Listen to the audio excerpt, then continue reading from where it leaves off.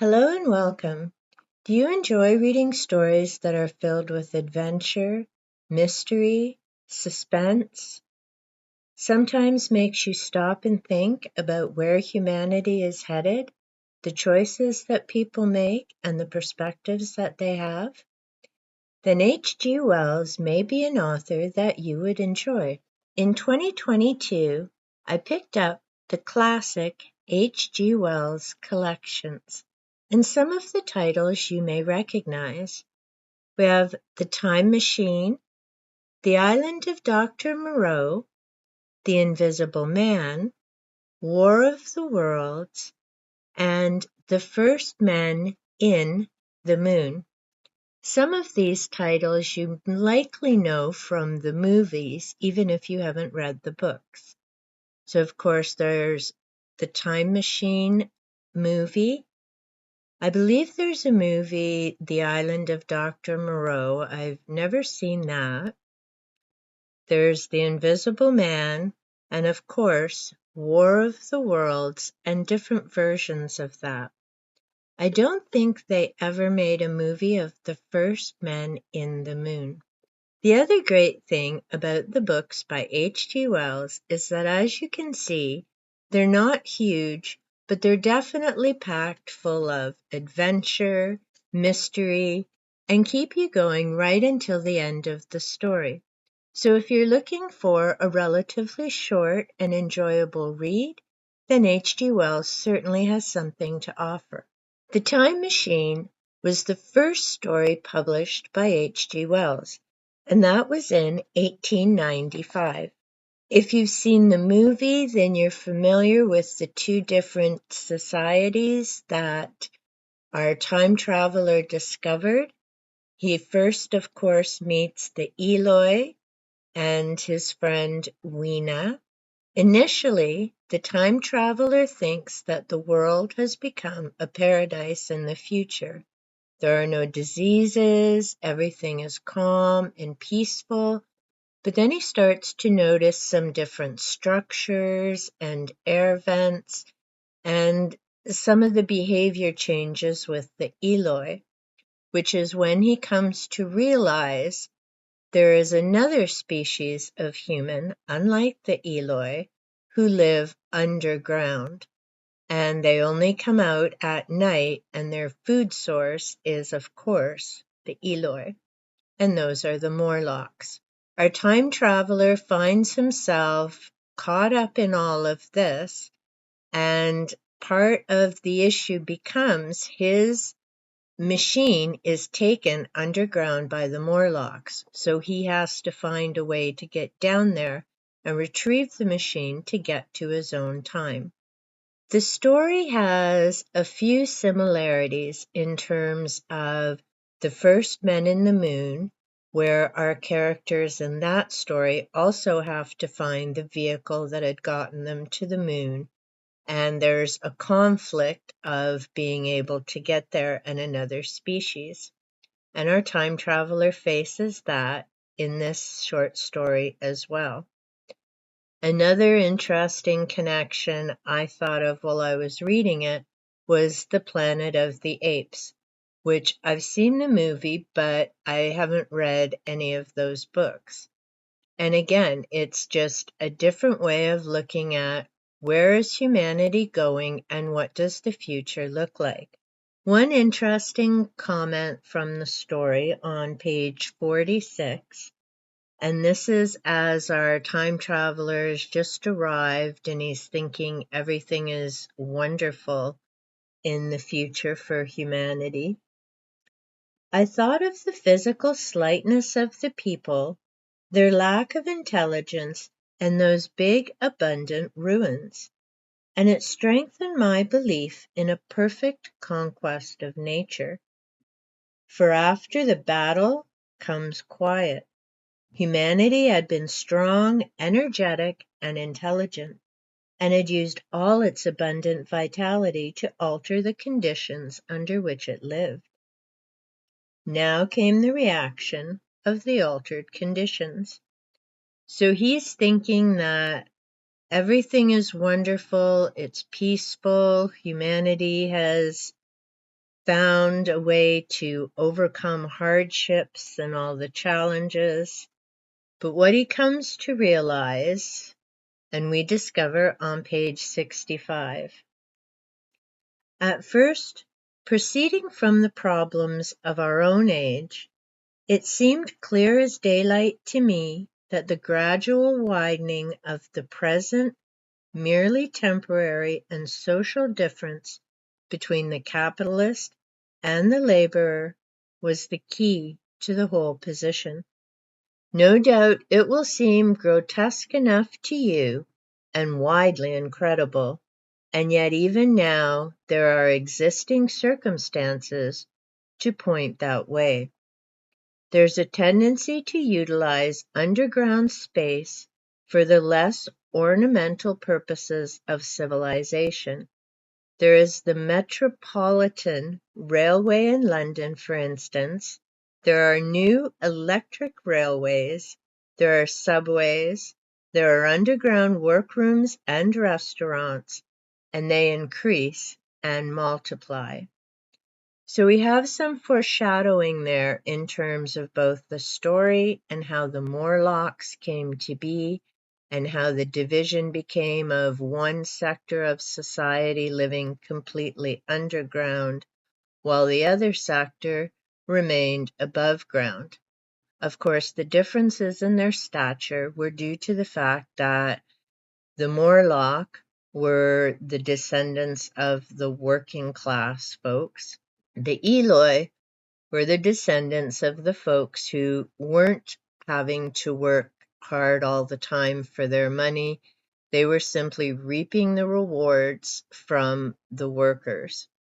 H.G. Wells is commenting on the difference between the two social classes, the workers and those who gain the benefit from the work of others. And his commentary is that if that division continues, then somewhere in the future with humanity, there will be two separate classes of people living in two separate parts of the earth. And the one group that may have initially gained all the benefits suddenly become the prey of the workers. It's an interesting story to read, and I originally read it back in the late 1970s. I very much enjoyed it then, and revisiting the story was just as enjoyable the second time. I do still need to finish reading this particular book from the box set. There are other short stories in this collection by H.G. Wells. The Empire of the Ants, The Cone, The Lord of the Dynamos, The Country of the Blind, The Stolen Bacillus, The Door in the Wall, The Sea Raiders, The Platner Story, In the Avu Observatory, and The Land Ironclads. Let me know in the comments down below if you have read any of them. This is the last book that I need to finish the box set collection by H.G. Wells. So that is now going to go over in my to read cube. The next book that was published by H.G. Wells is The Island of Dr. Moreau. This was published in 1896. I originally read it back in the late 1970s. And it's a story that definitely stood out, and one that I read again in 2022, but I find it very difficult to read anything that involves injuries to animals or animal research. So this particular book was a difficult read a second time. There were a lot of things that I remembered from the first read.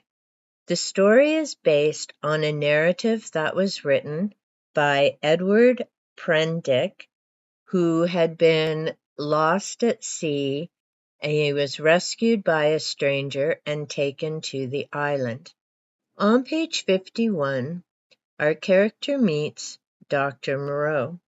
By some odd trick of unconscious celebration, there came surging into my head the phrase, "The Moreau Hollows," was it?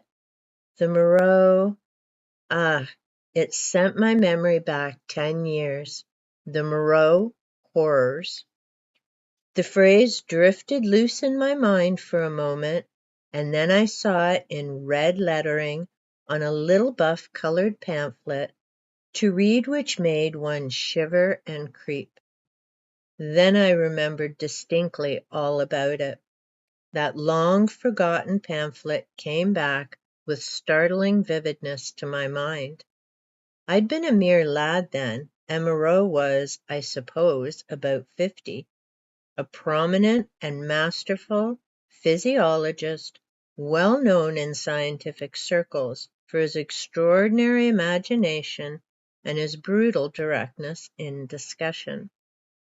Our character remembers Moreau and Moreau having to leave England because people had gotten into his lab, discovered what he was up to. It was considered completely unethical. So Moreau left, set himself up on this island, found someone to work with him who would procure the animals for him and bring them back to the island, and he worked in secret. No one knew what he was up to or that he had continued with his research. The story truly makes you stop and think about some of the lengths that scientists will go to and makes you ask the question, how far is too far to make a discovery? That comes up a lot in a whole variety of research, whether it's like Dr. Moreau, who ends up learning the lesson of karma in spades. The story also brings to mind Frankenstein, which I just finished a little while ago, and that was written in 1818, where we have Victor Frankenstein, again, going ahead with research, creating a creature and bringing it to life, and then the consequences of going through that action. So, as I say, it makes you stop and think in terms of research. When is too far? The next book that was published by H.G. Wells was The Invisible Man. I hadn't read this particular book before, and I do know that there's a movie, and I can't now remember if I've seen it or not, which means if I did, it wasn't that noteworthy for me. So I first read this one in 2022. It's a story, again, about someone doing scientific experiments. In this case, things definitely go wrong, and there's no way to reverse what happened. So the individual wasn't planning to remain invisible, but because he couldn't reverse engineer or change what happened to him, suddenly he's stuck in this form and no one can see him unless, of course, he's wearing bandages or some other type of clothing. Just to let you know, yes, there is animal research in this story as well, because before our character turns himself invisible, he, of course, tests it out on an animal. In this particular situation, our character had a certain plan that didn't work out, and he also finds someone to help him and assist him because he has to be careful, of course, how he moves around. There are certain things that he wants to do. At first, Kemp is supportive and wanting to help our character, the Invisible Man. But what Kemp begins to realize is something has definitely changed, and this man has become a danger, not only to himself, but to everyone else. And of course, because he's invisible, trying to apprehend him is not an easy task. So the story revolves around again, how far is too far with science? What happens when things don't turn out the way you've planned? It's very thought-provoking because, you're wondering, what would you do in that situation, particularly if you're Kemp? Because initially you think you're helping and you're being supportive, but then you come to realize this individual has become very twisted and is doing some very harmful and malicious things.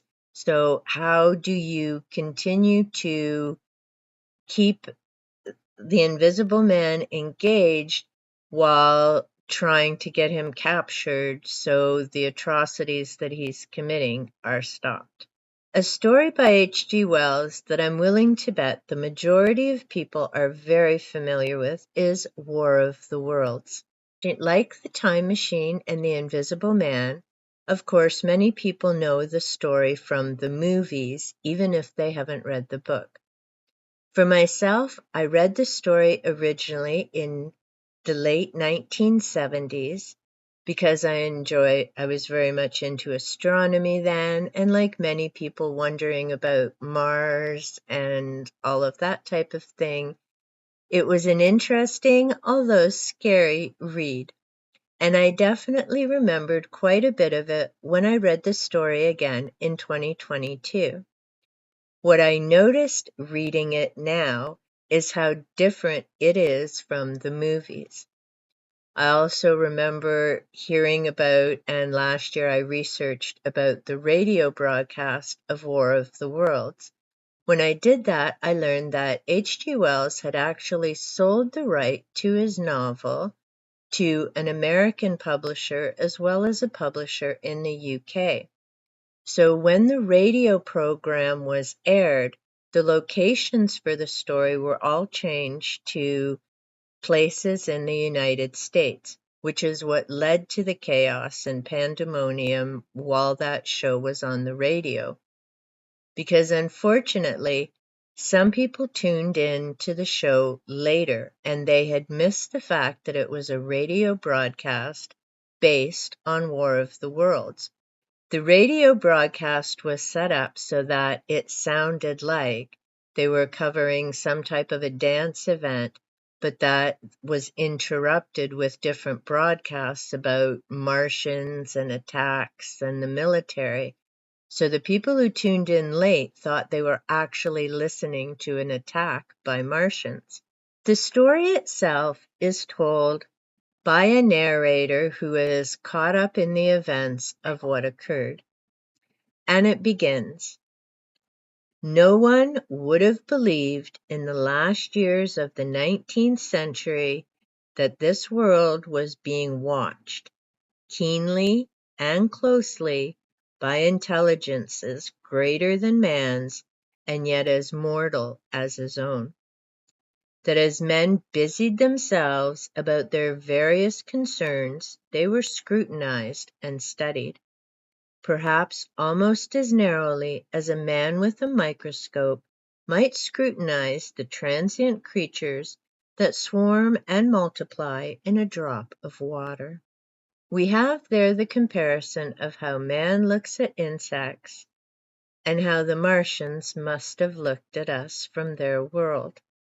There's the green flashes in the sky. Our narrator talks to Ogilvy, the astronomer. There's, of course, the classic line of the odds of anything coming from Mars are 1,000,000 to 1. Of course, as the story progresses,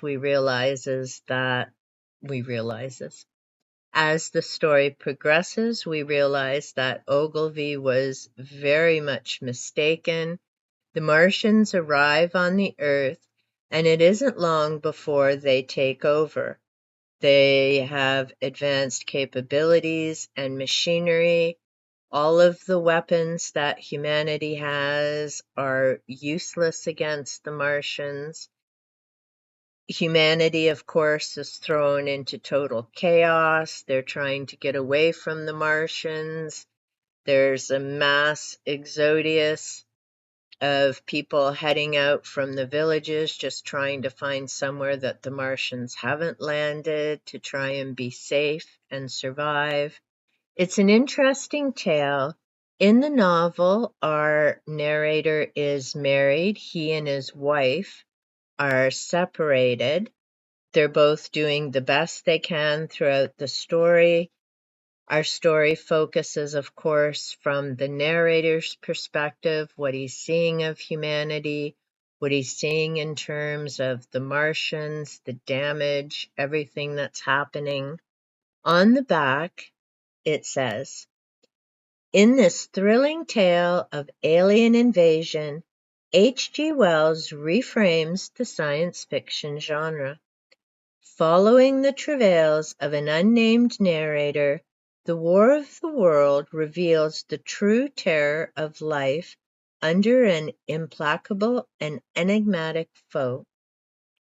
Armed with terrifying killing machines and heat rays, the Martians arrive in London and quickly subdue the British forces. Faced with extraordinary odds and a world changed beyond all recognition, nothing less than the survival of the human race is at stake. If you haven't read the story, all I'm going to say, because I don't give spoilers in my summaries, it wasn't human weapons that did in the Martians.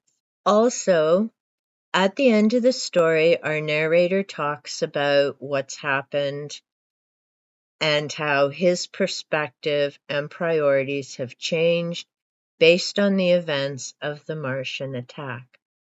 It really is an enjoyable read and gets you thinking again, what if? And of course, now with all these different UFO alien stories coming into the media, it does really make you wonder, is there something else out there?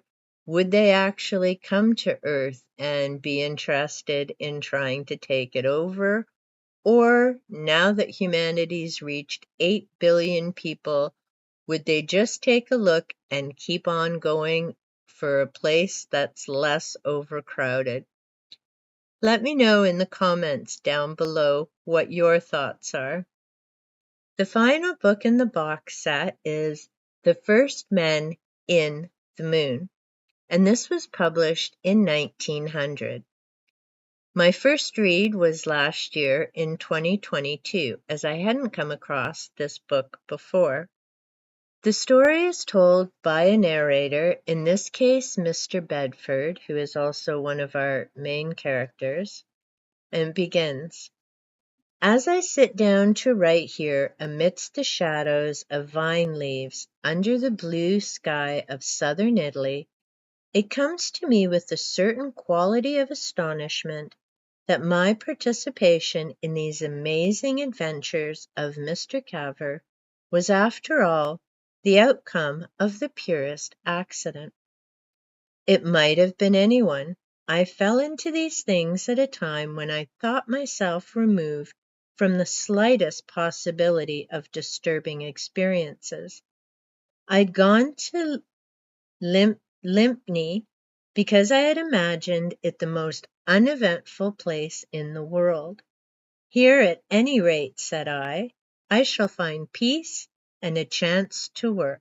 Mr. Bedford has rented a house for 3 years, and he's planning to write a play. So he wanted to be somewhere quiet where he wouldn't be disturbed and he could just work on his play.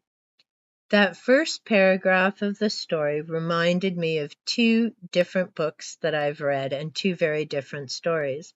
One was the Celestine Prophecy, which talks about there are no coincidences, and our character here says that it was the purest accident. It also reminded me of Lord of the Rings with the hobbits, and of course, hobbits don't have adventures, and Bilbo when he's meeting Gandalf, and Gandalf's trying to convince him to go on an adventure. So I really enjoy how different books, as you're reading them, remind you of other stories. So in our story, these two gentlemen, Mr. Bedford and Mr. Caver, make a partnership, and Mr. Caver is an inventor, and he's come up with a substance that can defy gravity and make transporting things and moving things so much easier. It's also interesting because on page 31, our character mentions, oddly enough, it was made at last by accident when Mr. Caver least expected it. He had fused together a number of metals and certain other things. I wish I knew the particulars now, and he intended to leave the mixture a week and then allow it to cool slowly. Caver wasn't planning to make this particular substance. It was just the way that he had mixed things, let it sit, and suddenly he discovered this substance that would make it possible to go to the moon, which was his bigger goal. So our characters have what they call caverite, the substance that was discovered and made by Mr. Caver. The plan is to go to the moon and see what they can discover there and hopefully return back to Earth. Bedford decided to get involved because he's seeing all kinds of potential with this new discovery, how it could be used not just on the Earth but elsewhere. So he decides to support Caver. They head off to the moon. Once they've landed on the moon, they discover that the air is breathable.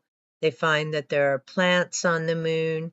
And as you can guess from the story, they find selenites, an insect-like species living on the moon, but inside the moon, not on the surface.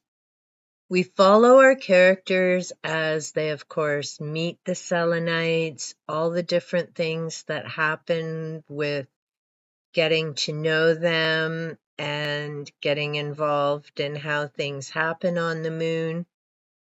Like our story, The Time Machine, Bedford and Caver are separated from the sphere that have brought them, and they're wanting to get back home to the Earth, not stay on the moon. So they have to find a way to get back, not only to the surface of the moon, but then they have to figure out where on the surface their sphere is. Caver ends up staying with the selenites, not so much by choice, that's just how things worked out. Bedford gets back to the surface, gets to the sphere, and returns to Earth. Bedford's not sure what happened to Caver, only that he's still on the moon. Back on Earth, Bedford, of course, relays his story and the information about being on the moon, the creatures they discovered inside, and he writes a novel and continues on with his life.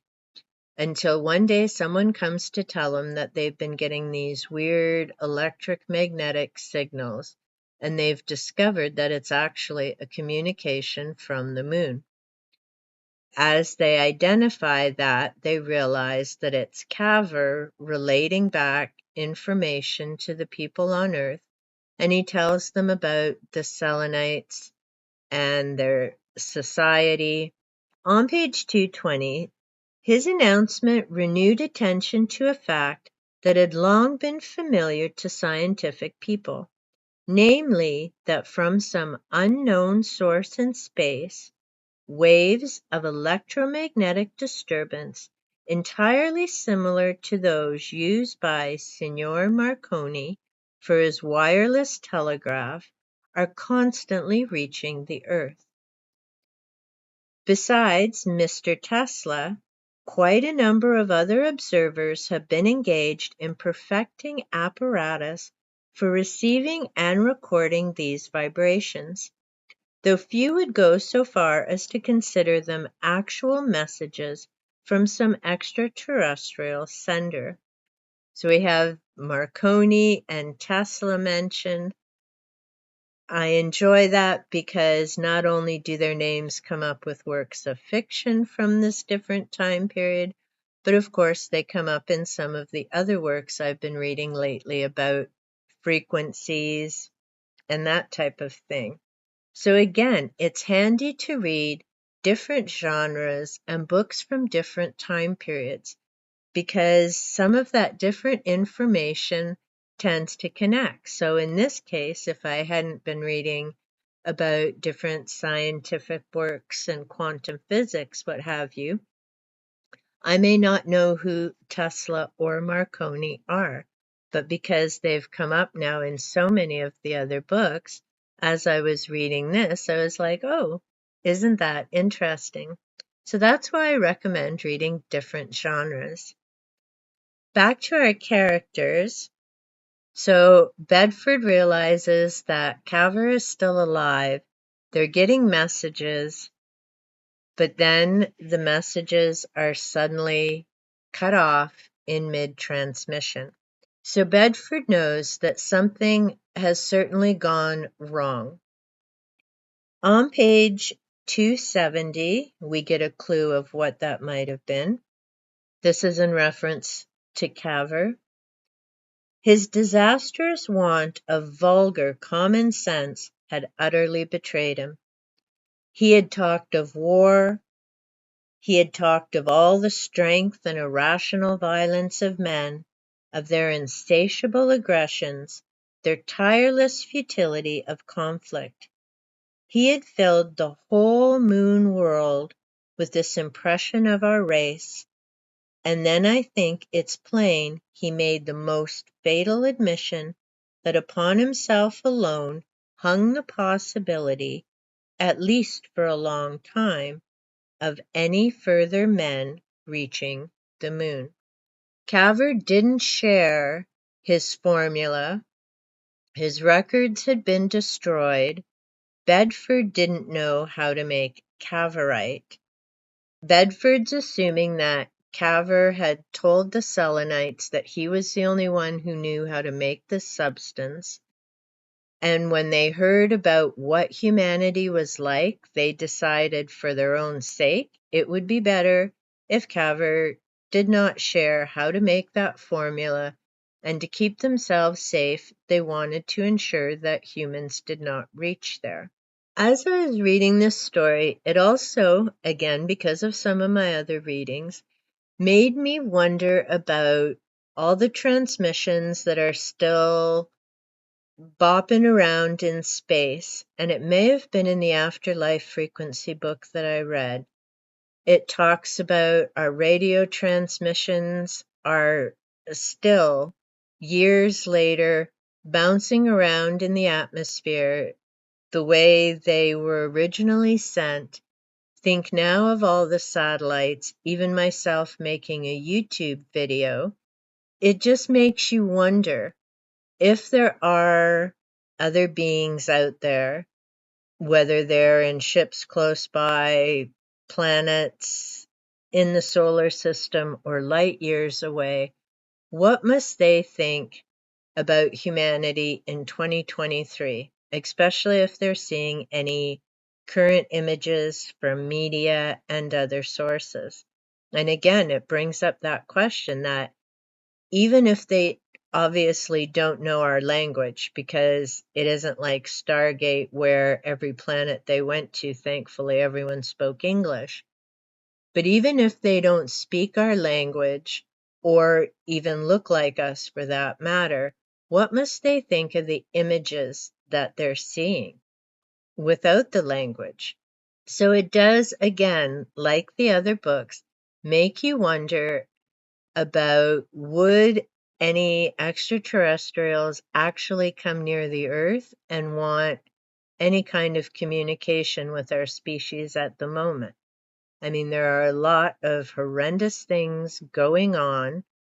There are good things going on as well, don't get me wrong. There's two sides to every coin for sure. But if you were an advanced race, would you come anywhere near this planet right now? Especially with all the issues in terms of climate and our atmosphere and 8 billion humans on the planet. I mean, up in space, they must be able to see different things and definitely have a different perspective. So I am curious, if I think there's other life out there for sure. The universe, or multiverse, as it's commonly called now, is massive. There has to be some kind of other intelligence out there. The big question is, would they actually come anywhere near here? So that's a quick summary of the 4 Wells books I have in my hand. The 5th is in my to finish queue. Let me know in the comments down below if you've read any of the books that I've mentioned or seen the movies. And if you've done both, read the book and seen the movie, let me know which one you preferred. As always, I appreciate the gift of your time. If you've enjoyed this video or found it to be of benefit, make sure to give that like button a little tickle. If you enjoy bookish content or nature clips and silly cat videos, be sure to click that subscribe button and turn on the notification bell so you know when I upload content that may be of interest to you. Until next time, happy reading!